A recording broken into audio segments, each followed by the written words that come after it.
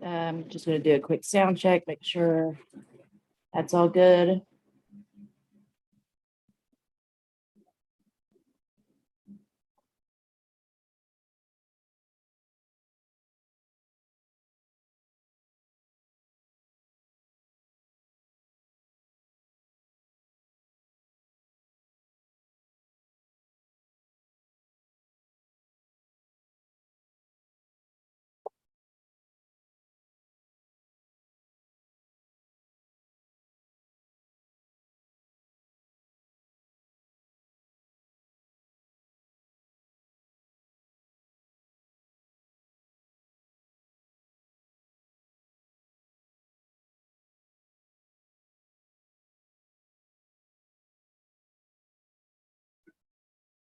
Let's just get started. All right. Hey, everybody. This is Stevie with Redneck Comics. We're doing a late night live stream. So I don't really have a topic lined up. I just wanted to research whatever it was in the chat that, we were, if anybody had any ideas. If not, I was just gonna just do something off of my endless list of topics that I need to research. But let's see what we got. So we got Steely Steve, Chris Foster, Beverly Jensen, Josh, and Propaganda's here. Awesome. Good to see everybody. So let's see. I think the first topic that was put up was the Joe Rogan ivermectin. So let's look into that real quick, because I just saw something on, it was posted, I think it was posted on Reddit, where somebody at a store had put up a sign with the ivermectin saying that they had to bring in a picture of them with their horse in order to get it. Which, I guess if you own horses, it would be frustrating to be able to, like, if you needed it, try to go get it, and you can't get it. But I think that's kind of like just kind of a large leap there to go from to require a horse picture. I don't know. I mean, I could just stop by anybody's like field and take a picture with a horse. I don't really think that's just weird. It's weird. So let's see. How I screen share.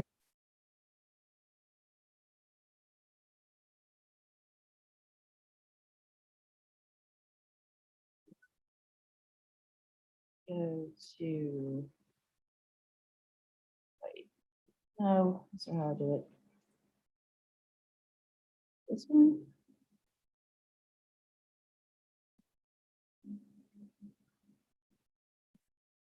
No. Yeah, that one. Okay.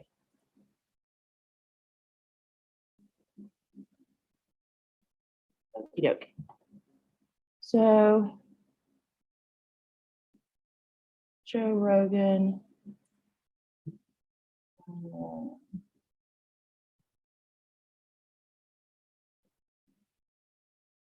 There we go.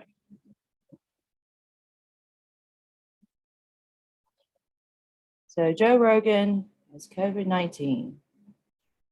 And I think that's what they said over on Combo Couch too, is what they use. Okay, so we're just gonna go ahead and scroll past like all that shit.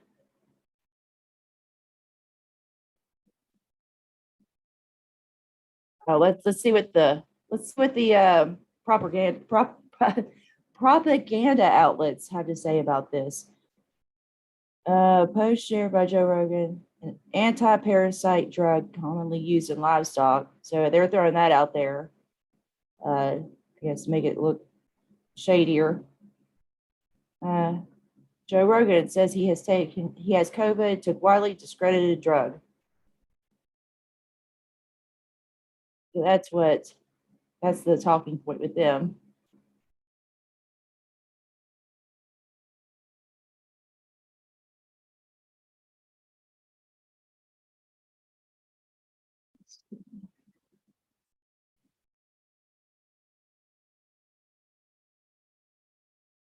Popular podcast host Joe Rogan says he's taking the dewormer drug ivermectin. Joe Rogan is an idiot. Well, they're not beating around the bush, are they? They're just getting straight to it.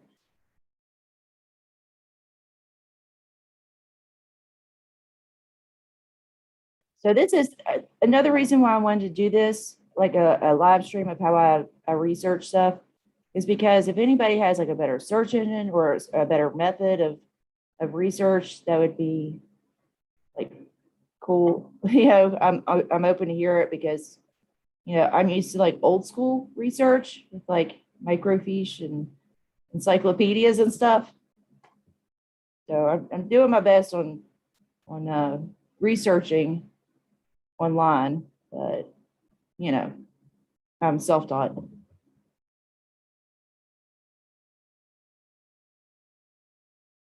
See, right there, Steely Steve. Ivermectin is made by Big Pharma for human use too. Mainstream media lies. Yep. I mean, of course, it's. I mean, there's been. I couldn't even give you a number, but plenty of people. I mean, thousands of people have taken ivermectin. It works. That's why they're trying to discredit it. Let's see. If the ivermectin works for entire countries, it should be an option. Doctors are often enslaved by Big Pharma. For sure, Beverly. Yep. So, I mean, this is what's frustrating because you have to scroll past like all the bullshit. And this is even with DuckDuckGo.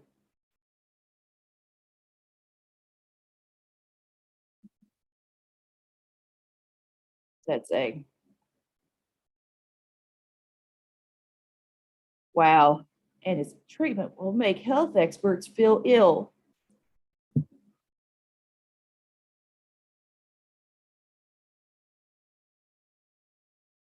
There's no dissenting, really dissenting opinions. This is what page 2 and page 2 of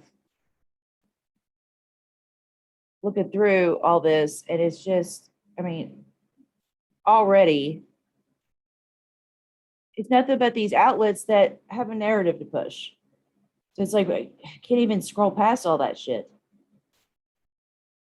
Oh, look, the first one, I think this is the first one that didn't like, come around and say like, oh, he's taking a animal drug. He's an idiot. Oh, the slander. It is from InfoWars. Are you kidding me? Fuck. I don't even think I've ever been to the InfoWars website. Now it's time to use ivermectin. What is it? Oh, it's just a video.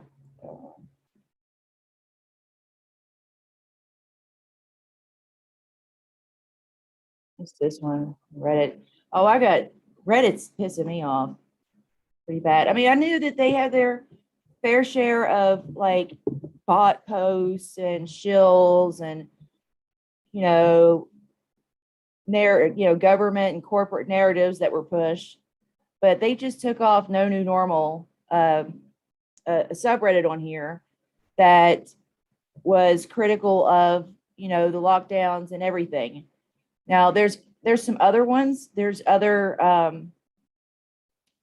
subreddits like that, like critical lockdown or critical left lockdown, which because no new normal was more right leaning, but there the other one, which was I think critical lockdown, uh, it was more of a from a left like a lefty's perspective, which I kind of needed because a lot of this stuff is like, yeah, well, the lockdowns are bad, and also we shouldn't let immigrants in. It's like, whoa.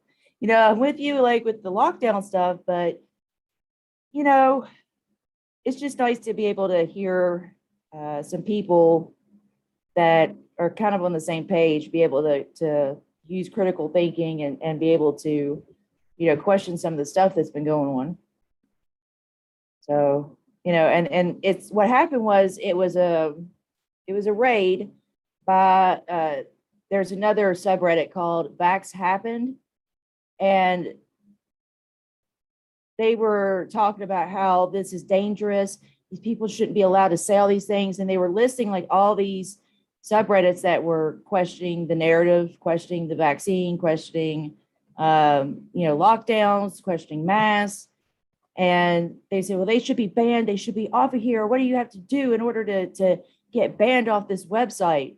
It's like, well, you know what? A lot of these people were just asking questions. A lot of these people were just like, hey, this and this isn't adding up. Or we know this thing for a fact. And that's completely like not making any sense. I mean, the fact that, Fauci lied, or the fact that, it hasn't been isolated yet, or, all these things that just don't make any sense.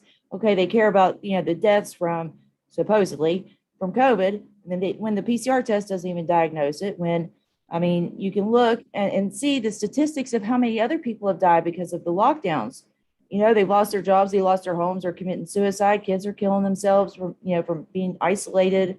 You got people that are being turned away from hospitals because they need to keep beds open for COVID patients, and they're going home and dying. Stuff like that. So they're not even taking into account those deaths, but they're just like, we're just going to pick this one particular thing and care about it. And they're not even giving out health care, nothing like that. So, so it's just, it made no sense. And I'm scrolling through the comments of the post on Vax Happened, where they were talking about all this stuff. And they said, well, I just hate people like this because my little brother now, he doesn't want to get the vaccine because he's believing all these conspiracy theories about how it causes heart palpitations. And when he was a baby, he had to have heart surgery to get a hole closed up in his heart. And because of their lies, he's scared to get it. And it's just like, but it's not a lie. It's not a lie. I mean, look, even if for these people, you have to give them some kind of like mainstream news person, station for them to believe it. So it's just like, okay, well, how about NBC, ABC, and several other outlets reported on kids his age, somebody that's like in their teens or younger, getting the vaccine, and they have heart problems with it. They do have the palpitations. They have cardiac issues if they get that particular vaccine. So it's not a lie. It's not, it's not just something that Alex Jones made up. This was something that was reported because they need that authority figure to tell them that. Okay, so the authority, Daddy News came in there and told you that this is what it was. And they still don't care because they just are hell-bent on believing that this is going to do something. So then you scroll down to another comment, and it was this guy that was saying, well, I got double vaccinated. Okay, congratulations, here's your medal. You win the virtue signaling Olympics, okay?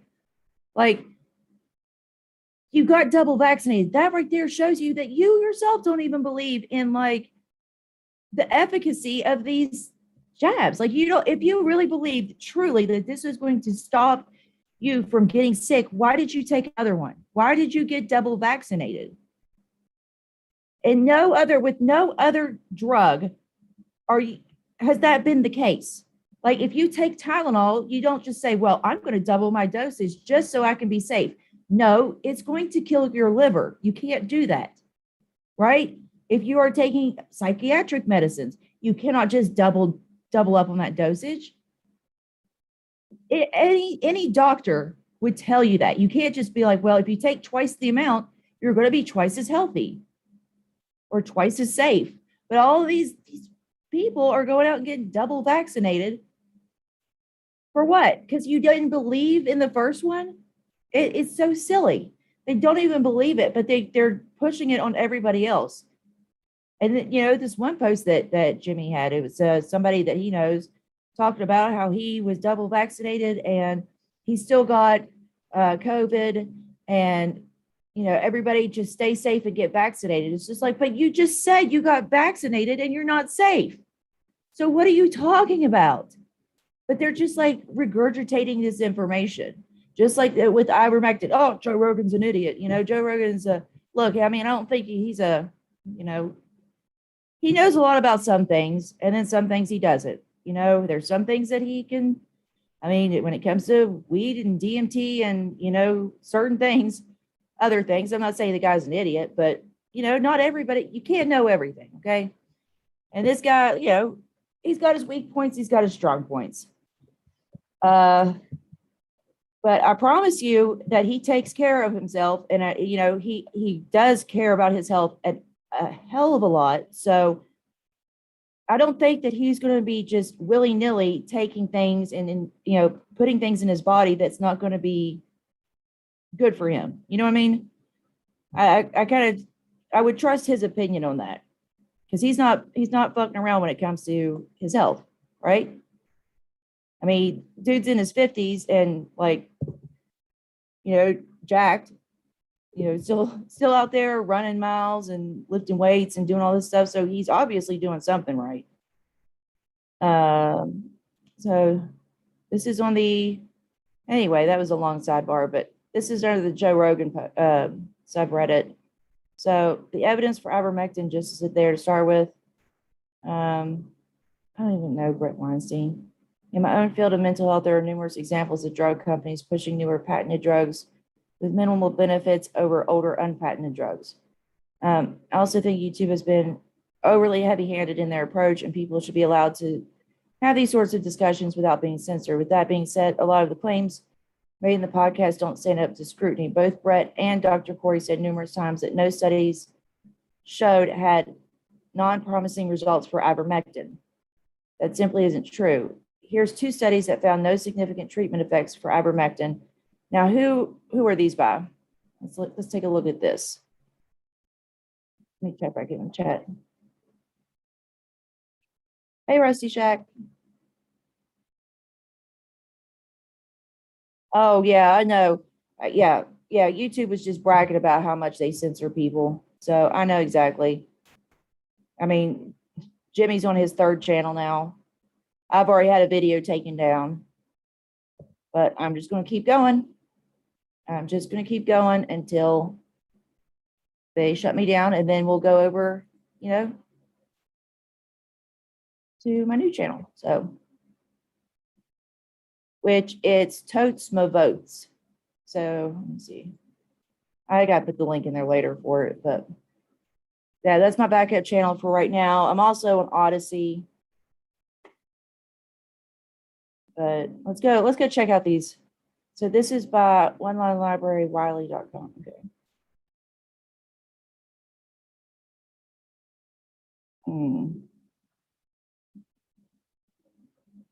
COVID-19. So first of all, let's scroll down to their conclusions and see if this is a lot of medical jargon. I wasn't ready for this. This might be a little too heavy. My bad. That's a lot. That's a lot. Here, I'll go ahead and post the link for what this guy is claiming. Oh God. Instantly I just saw the medical jargon. I'm my eyes glazed over. That's bad. I can't. Oh my God, it's just too much right now.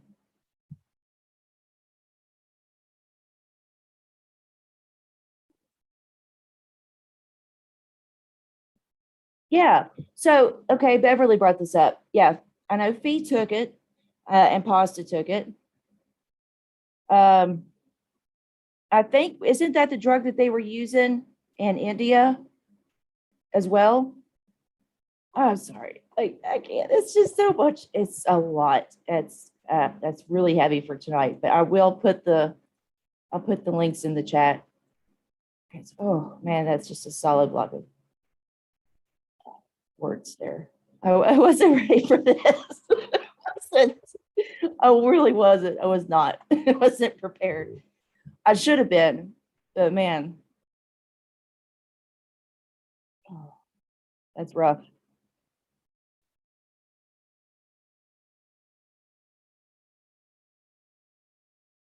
Yeah, that's a lot of yeah, you're gonna have to dissect that one in depth. Whew. Okay, I got sidetracked. Yeah, okay, so yeah, India was one. And I'm pretty sure that there was places in Africa that was using it as well, like certain countries. So yeah, I mean, you don't hear about India. I mean, India's got people stacked on top of people, right? Like it is crazy, like the population density there. But you're not seeing like the bodies piling up in the streets or, anything like that because they're doing like preventative stuff. Yeah, unpatented drug, no big profit. Exactly. So we're gonna go ahead and what was that other topic? Let me go down to the next one. So Prop said ISIS stuff in the Podesta emails. I don't know how to, I don't know what you mean by that. Uh, so let's see. I'll just go here. We'll go. I'm going to get it on a watch list for sure. ISIS Podesta emails. Hey, YouTube censors. Looking up ivermectin, ISIS, and Podesta. Okay.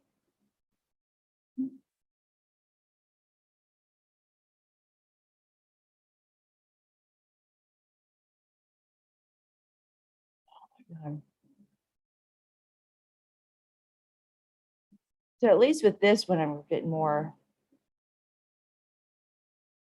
at least a variety of search results instead of, God bless, that Joe Rogan one was just bad. It was just nothing but like,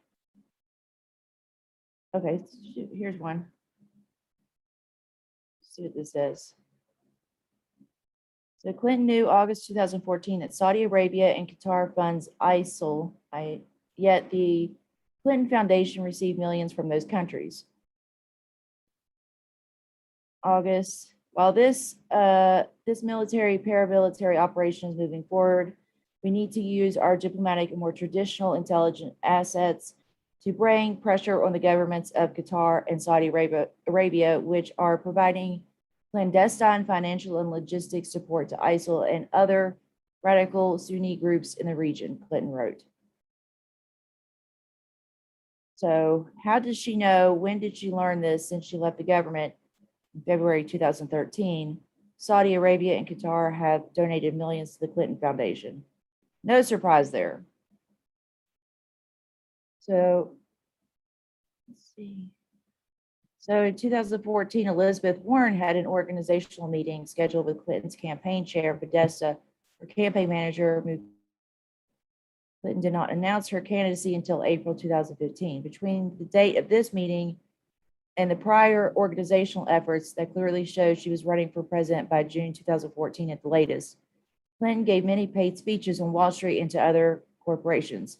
This is prohibited. The reason is because the money must be reported as a campaign contributions and limited to avoid pay for play. So Warren refused to endorse Bernie during the primary. Okay, I'm trying to find more about the ISIS stuff.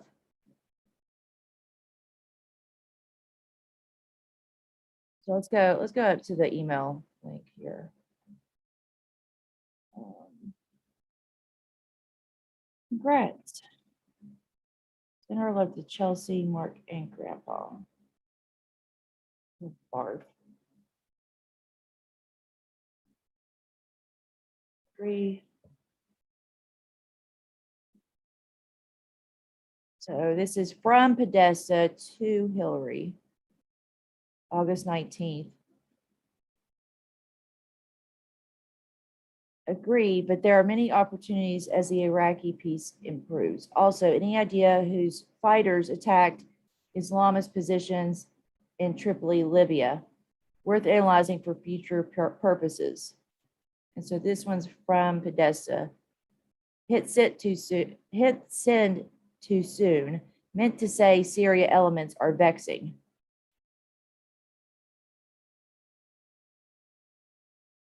So Podesta again, I think we are headed down this path in Iraq, but the Syria elements are, hold on.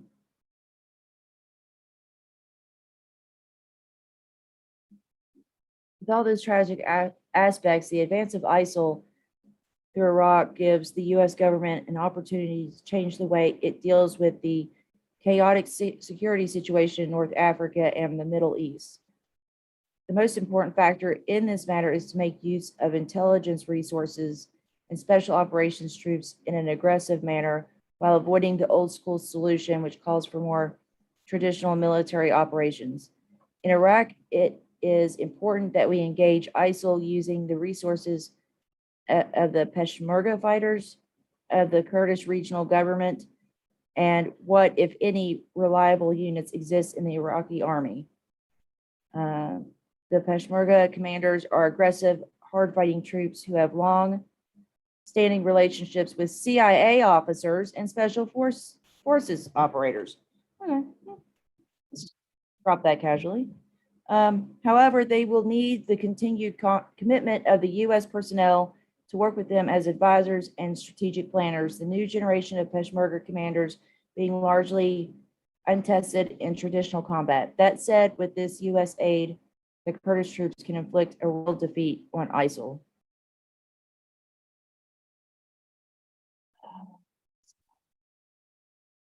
So I'm not sure.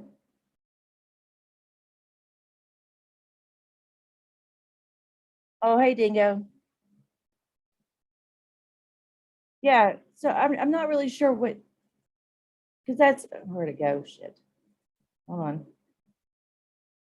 So that's what I'm wondering, because they're talking about things like they're okay. He's talking as if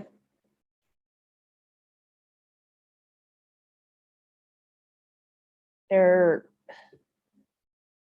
okay. Let me scroll back up. So, with all the tragic aspects, the advance of ISIL through Iraq gives the U.S. government an opportunity to change the way it deals with chaotic security situation in North Africa and the Middle East. So, what does he mean by that?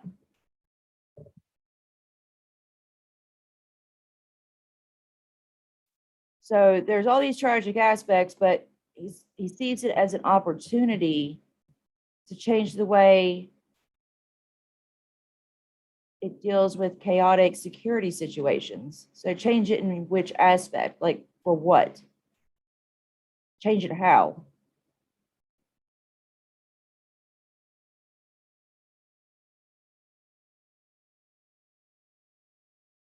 So it's important that once we engage ISIL, as we have now done in a limited manner, we and our allies should carry on until they are driven back, suffering a tangible defeat. Anything short of this will be seen as by other fighters in the region, Libya, Lebanon, and even Jordan, as an American defeat. However, if we provide advisors and planners, as well as increased close air support for the Peshmerga, these soldiers can defeat ISIL. So he wants to just ramp it up, basically. So if we provide advisors and planners and increase close air support, they will give the new Iraqi government a chance to organize itself and restructure the Sunni resistance in Syria, moving the center of power towards moderate forces like the Free Syrian Army. In addition to air support, the Peshmerga also need artillery and armored vehicles. Oh, so it's more war. So that's that. Okay, that makes sense. They're trying to. He wants to ramp it up. We need to make more money for the military industrial complex, right? So we just got to send them more stuff. We just got to blow up more people. Obviously, that is the answer. You have to blow up more people. Why didn't we think of that sooner? That's all that was missing in the Middle East was more bombs, more tanks.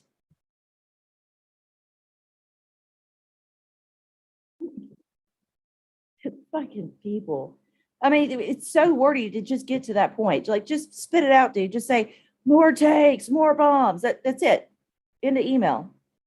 That's it. God, I mean, there were so many words there to just say that. In the past, the USG, in agreement with the Turkish General Staff, did not provide such heavy weapons to the Peshmerga out of a concern that they would end up in the hands of the Kurdish rebels inside of Turkey. The current situation in Iraq, not to mention the political environment in Turkey, makes this policy obsolete. Also, this equipment can now be airlifted directly into the KRG zone. Armed with proper equipment and working with U.S. advisors, the Peshmerga can attack the ISIL with a coordinated assault supported from the air. This effort will come as a surprise to the ISIL, whose leaders believe we will always stop with targeted bombing and weaken them both in Iraq and inside of Syria. Whoa, whoa, whoa. So this will come as a surprise, whose leaders believe that we will always stop with targeted bombing. So he's talking about not targeted bombing, but like blanket carpet bombing, like just, am I reading that wrong? At the same time, we should return to plans to provide the FSA or some group of moderate forces with equipment that will allow them to deal with weakened ISIL and stepped up. So you're going to arm more people, okay, right, and stepped up operations against the Syrian regime. This entire effort should be done with a low profile, avoiding the massive traditional military operations that are at best temporary solutions. While this military paramilitary operation is moving forward, we need to use our diplomatic and more traditional intelligence assets to bring pressure on the government of Qatar and Saudi Arabia, which are providing clandestine financial and logistic support to ISIL and other radical Sunni groups in the region. This effort will be enhanced by the stepped up commitment in the KRG. The Qataris and Saudis will be put in a position of balancing policy between their ongoing competition to dominate the Sunni world and the consequences of serious U.S. pressure. By the same token, the threat of a similar realistic U.S. operations will serve to assist moderate forces in Libya, Lebanon, and even Jordan, where insurgents are increasingly fascinated by the ISIL's success in Iraq. Okay, so I remember I called Joe Manchin's office. Okay, this was a few years back, maybe 2017, 2018, maybe. But I called his office and I asked him about the funding that he voted for. That he voted for funding to send to Saudi Arabia and question him about his culpability and the crimes that they're committing with that money. And he said, well, they're helping us fight terrorists. That was basically his answer to me. He wrote me a letter back one of his staffers did and said, well, basically that we have to fund them because they're helping us fight terrorists.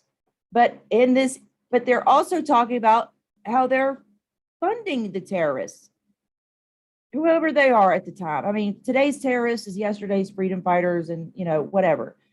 It doesn't make it does make sense, but it doesn't make sense. Their lies are conflicting. They don't have their story straight. So they're creating terrorists, they're funding terrorists, they're fighting terrorists. It's just wild.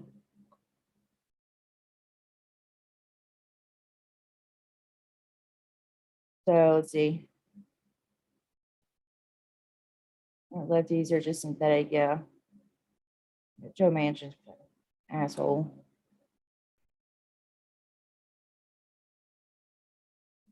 Yeah, I agree. I mean, we're fighting wars for no reason? You've got, I mean, most of the people that committed like 9/11, weren't they from Saudi Arabia? And then they sit there and talk about how Saudi Arabia is funding terrorists. But then at the same time, we got to help Saudi Arabia and send them money because they're fighting terrorists, but they're also funding terrorists.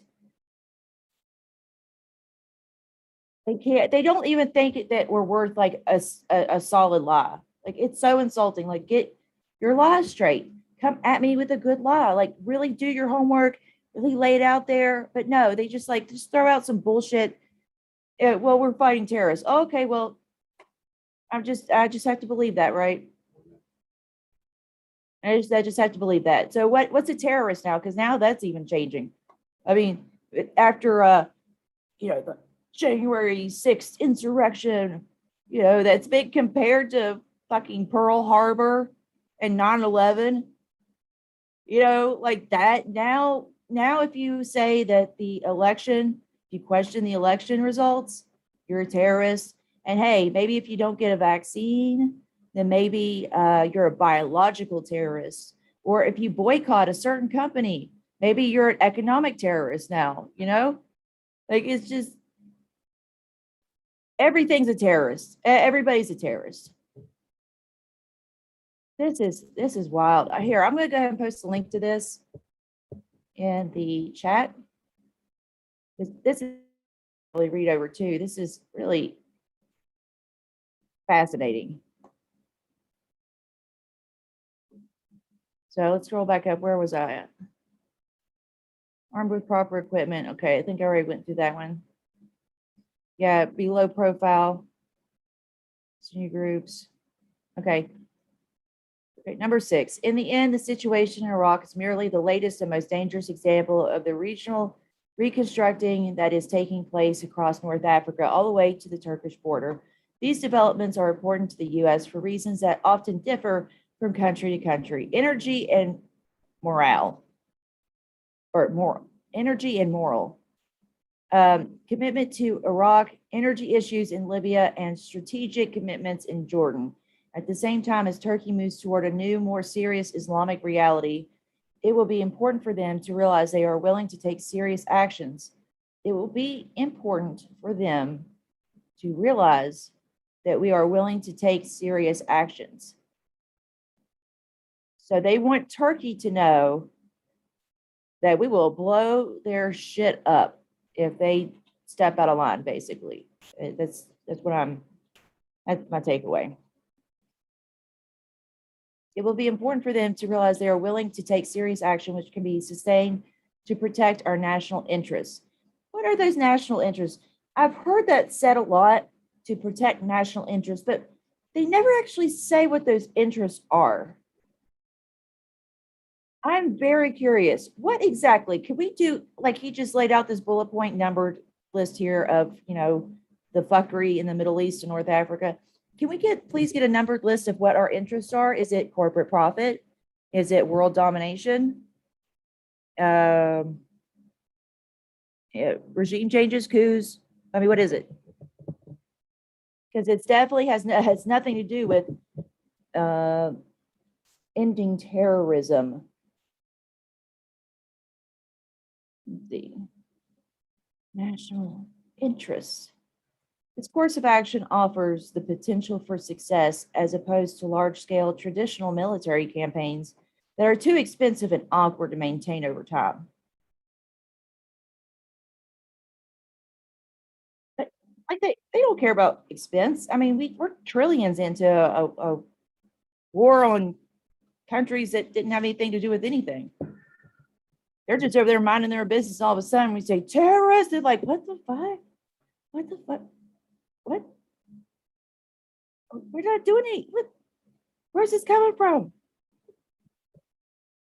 But, doesn't stop America. Note, a source in Tripoli stated in confidence that when the U.S. embassy was evacuated, the presence of 2 U.S. Navy jet fighters over the city brought all fighting to a halt for several hours, as Islamist forces were not certain that these aircraft would not also provide close ground support for moderate government forces. So if we do not take the changes needed to make our security policies in the region more realistic, there is a real danger of ISIL veterans moving on to other countries to facilitate operations by Islamist forces. This is already happening in Libya and Egypt, where fighters are returning from Syria to work with local forces. ISIL is only the latest and most violent example of the process. If we don't act to defeat them in Iraq, something even more violent and dangerous will develop. Successful military operations against these. Now, wait a second. Like, I know we created all these groups, but also at the same time, at one point, weren't we working with them? I'm pretty sure that we were arming them and working with them too. So if we don't act to defeat them, Iraq, something more violent and dangerous will develop. Successful military operations against these very irregular but determined forces can only be accomplished by making proper use of clandestine special operations resources in coordination with air power. So he's really big on these clandestine, special operations resources. And I'm still learning the lingo and stuff. So I'm not sure if that just means, is that like people within the military, or does that also include like people from, um, like the hired guns that we send over? So I'm not sure if that includes them or if that's just them. I'm still learning about this stuff. So there is unfortunately a narrow window of opportunity on this issue. Ooh, just quit calling it opportunity. It's so gross. Ugh. As we need to act before an ISIL state becomes better organized and reaches into Lebanon and Jordan. That's a lot right there. That's a lot of information. I don't think he said a whole lot. I think it was a very wordy way of just saying more war. But hold on.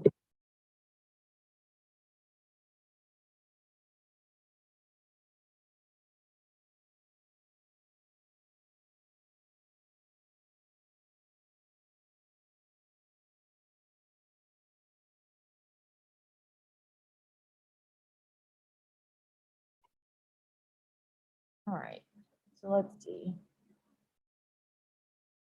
We'll stop share for right now. We'll get back. I'm going to go through the chat a little bit.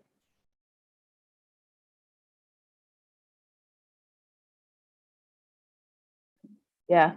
Rusty Shack, I'm a Trump supporting nationalist and I mostly agree with what's being said. Yeah, I'm sorry, but it's like, okay, look, I don't get it. Look, their country, their problems, okay? Like, we went in there and we fucked a lot of stuff up that we absolutely shouldn't have went in there in the first place, never should have done it. But at the same time, it's just like, I understand where people are concerned, but we can't stay there forever. We can't. We shouldn't have been there in the first place, and we can't stay there forever. Whatever happens in their country, that is for them. If they say that there's a bad guy that's in charge of a country, that's for their citizens to handle. That is for their citizens. We cannot intervene in their lives. We can't just drop bombs on people. That's not our place. It's not our job.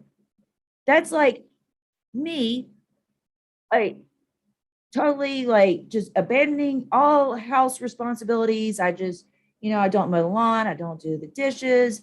There's snakes all over my yard now, and there's bugs, everywhere. And I'm going over there and I'm telling my neighbor how to raise their kids. I'm telling them that their yard doesn't look nice enough. That's what it seems like to me. It's just like, okay, my whole house is going to hell in a handbasket, but I'm trying to tell other people what to do at their house. It makes no sense.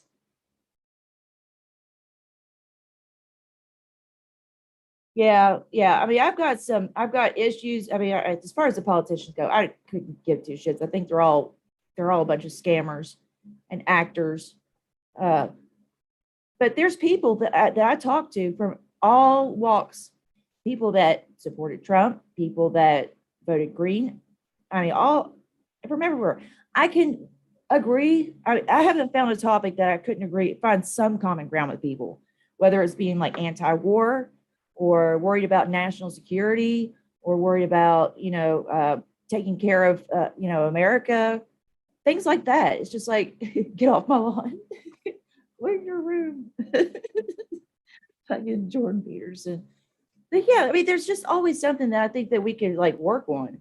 And I think that people on the right get a bad rap for that. It's just like, oh, you can't talk to them. It's like, no, I agree with like being anti-war. I agree that there are better, more efficient ways that we can do things. And when you talk about national security, I mean, the total response for this COVID stuff, look, I don't believe it. I don't think they believe it. I think if they thought that there really was this deadly thing that was happening, that you wouldn't find Nancy Pelosi and Gavin Newsom out there run around maskless because they care about themselves too damn much.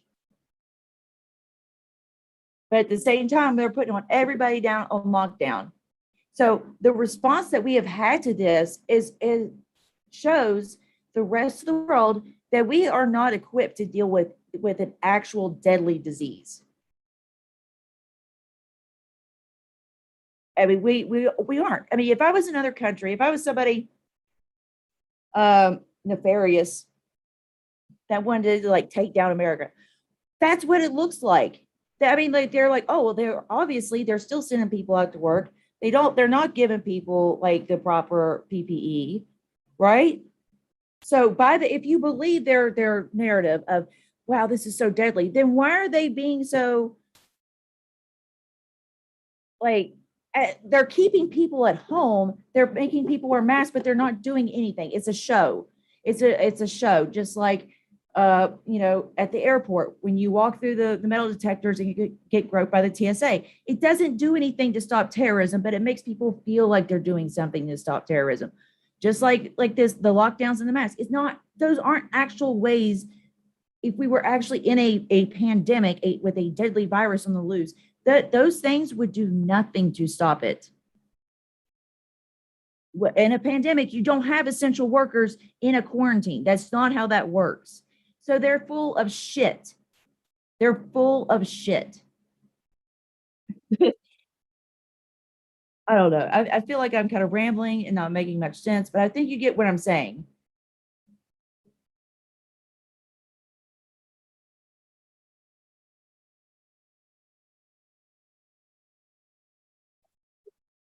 I mean, they don't treat anything else like this. They don't care.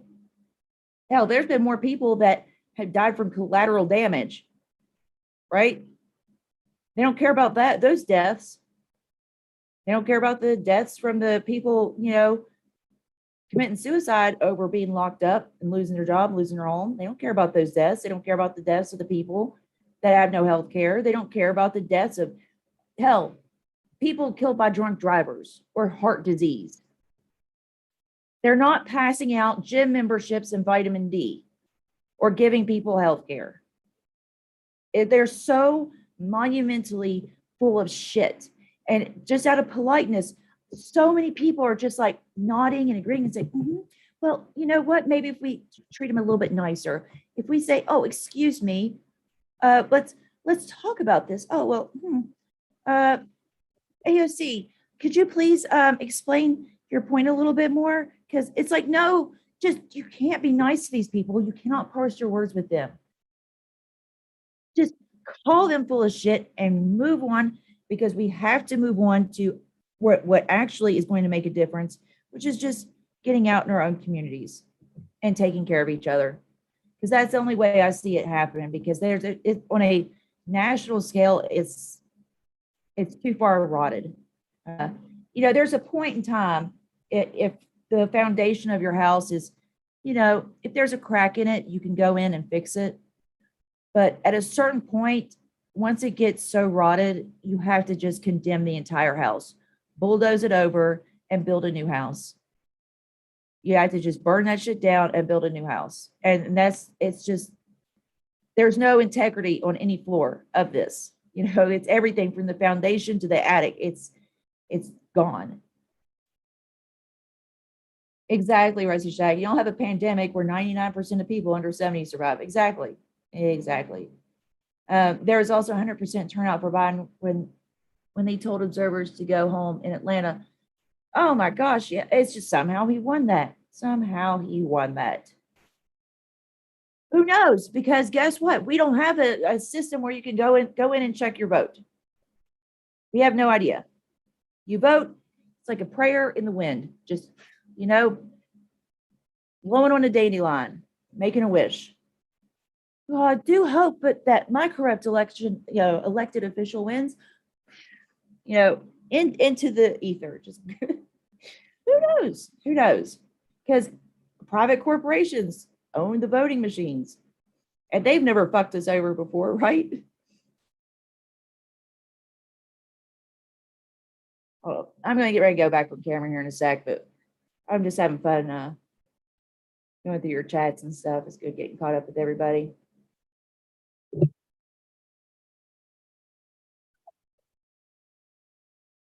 Yeah, Trump derangement syndrome. That's right, Beverly.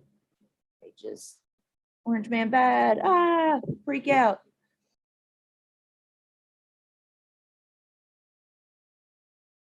Politicians are servants. We need to demand, not ask. I ain't asking for shit from these people.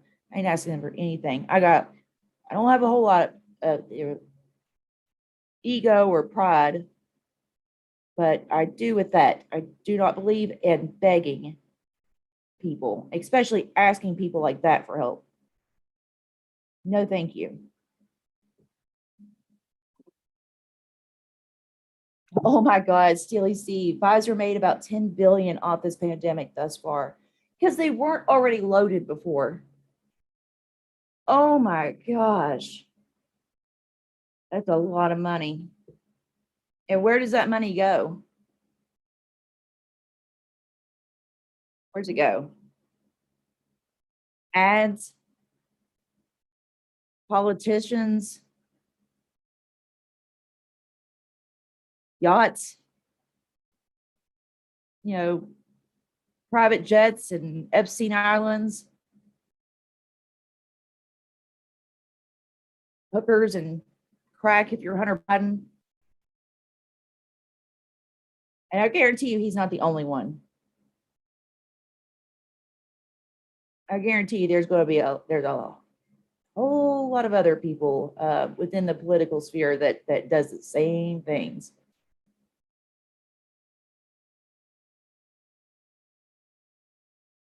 I swear God, I mean, I think the whole Hunter thing is just, look, I'm not going to judge anybody for having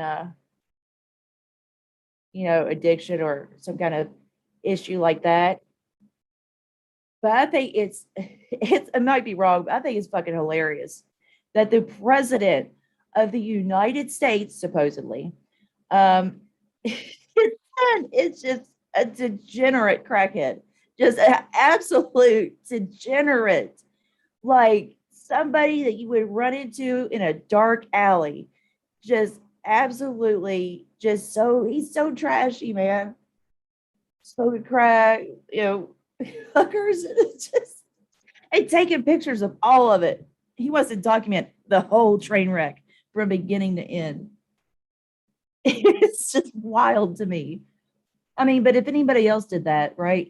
If anybody with let's say our level of income did that, buddy, they would be in jail so fast.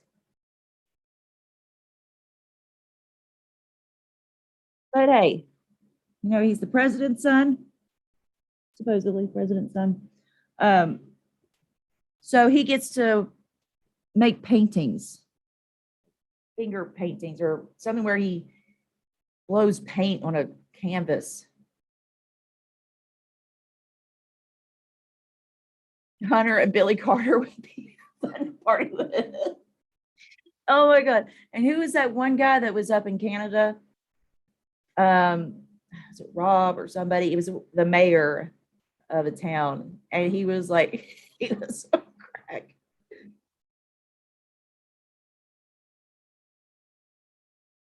Billy Carter, Jesus. Oh, and the George W. Bush's twins too.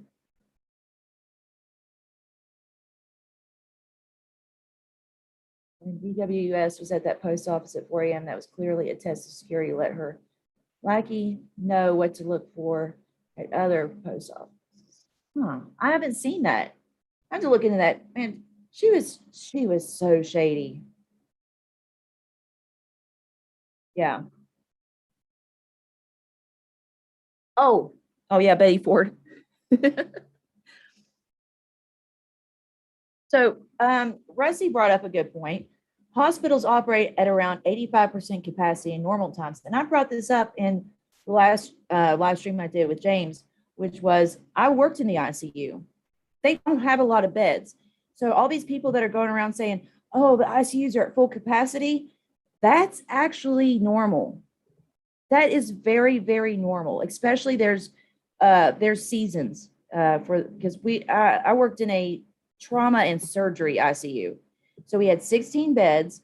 And during the summer, I mean, it would be just insane, nonstop. People, running over themselves with lawnmowers, people in boating accidents, four-wheeler accidents. And then you get a rush. It dies down like in the winter, but then you'll get people that are hanging up Christmas lights and they'll fall, or wrecks from the snow or something like that. But it's usually a lot quieter in the winter, but only for a couple of months. Like 90% of the time, that ICU is packed to capacity, and they can't get them out of there fast enough and make beds fast enough in order to bring in the new people. So yeah, it's constantly filled at capacity. There might be a brief moment in time, and that's just here. I'm sure in like these big cities, they don't have that downtime. I'm sure in the big cities, they are constantly filled at capacity. So they don't ever say that. They don't compare the numbers like, oh, well, these, ICU beds were mostly open, but now all of a sudden they're packed at full capacity. That doesn't get talked about.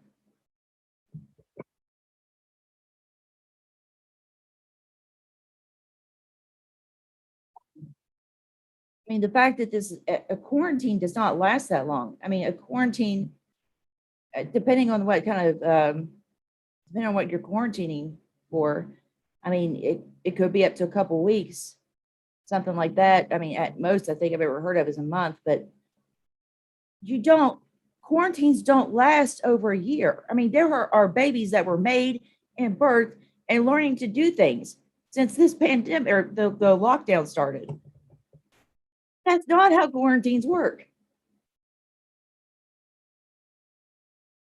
Oh my God, Rusty, I broke 9 vertebrae, pelvis 3 places, both wrists, 8 ribs. Oh my gosh. That's awful.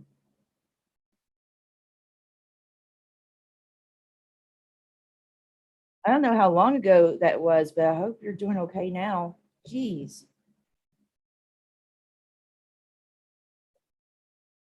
Wow.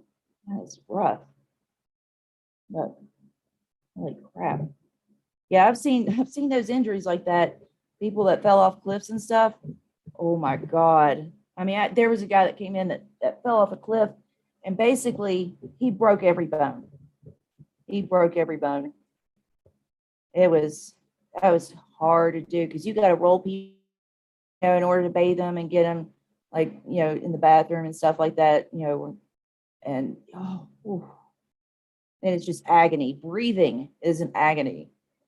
Or, guy that was doing construction, roadside construction, he got hit by a car, pretty much same thing happened to him. Just everything was broken, and they didn't think he was going to make it. It was just wild to see some of the people that would come through there, because there was people like him that, I mean, they were like, he's not going to make it. There's just no way. And he pulled through. He made it. I mean, I'm sure he had some long-term side effects from that, but I mean, he bounced back pretty good for somebody that was that mangled. And then there was other people in there that was just in there for like an infection or something like that. And next thing you know, they're just gone. So I mean, there's something to like the will, like your willpower in situations like that. It's crazy. You never know how it's going to turn out. Live in constant pain. Kind of funny. It would happen like 2 years. Oh my gosh. Yeah. Well, it's good to hear that you quit though. You know, 'cause that stuff, I mean, you might not have even had 2 years, if you wouldn't have quit. There's a lot of people that don't make it to sobriety. Yeah.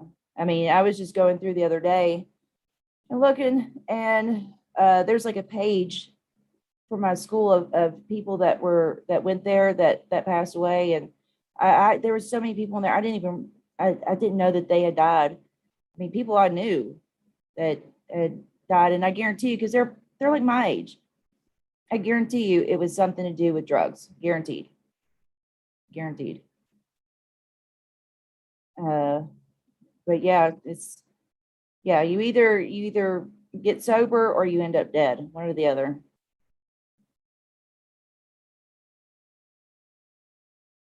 Oh gosh, Oz, I didn't know that.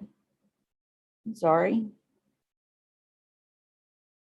Um, joined the party. He wasn't strong enough to stand on the cancer. Oh no, I missed something. Oh gosh, Jesus, y'all got some messed up things that have been happening. Um, yeah, this is a rough late night crowd.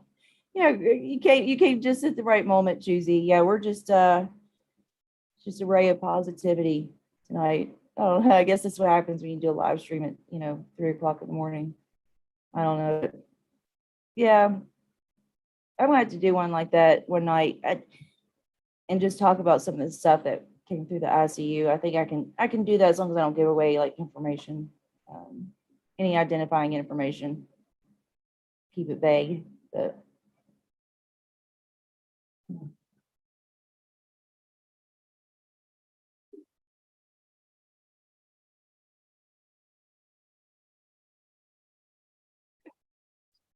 that was James.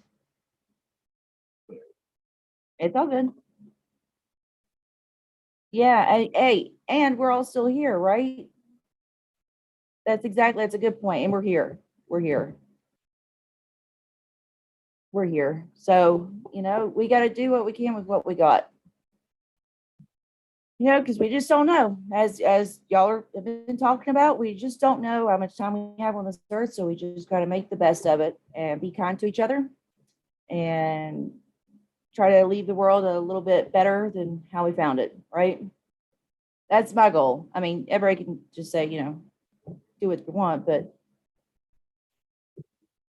that. Um, but that's my personal philosophy. I just want to leave the planet a little bit better off than how I found it. Like the camping rule, basically. So yeah, some of us are stronger on our own, but what you got to do what works for you. Some people are. Some people need a community. Some people, introverts, extroverts. You just got to do what's right for you. So, with that being said, I guess I'm just going to go ahead and close this down for tonight because I thought I was going to do some research, but I saw that wallet text and I was just like, I can't. It's late. It's too late for all that. I saw that. I was like, oh no, this is too much for 3 o'clock in the morning. I feel bad, but the spirit was willing, but the mind was not. So we'll close this down. We'll try to get another time, but we kind of went into it a little bit, but this was all over the place. But if you want to help out, you can go to our website. It's Party Exodus. Nope, sorry, it changed. DIYliberty.org. And that's just like a toolkit for whatever it is that you need to do, whether it's self-sustainability. It's a work in progress. We're still working on putting up information articles, but it's basically a toolkit for if you're trying to find other communities, groups to work with, information about how to do protests or self-sustainability information, just whatever it is that's right for you. Hopefully that we can get the information up to where you can it's a step-by-step process. But you can check that out. I'm on Twitter _Red Economics, even though I barely check it. Just word of warning. What else? I'm on Odyssey, so if things get shut down here, you can check me out on Odyssey.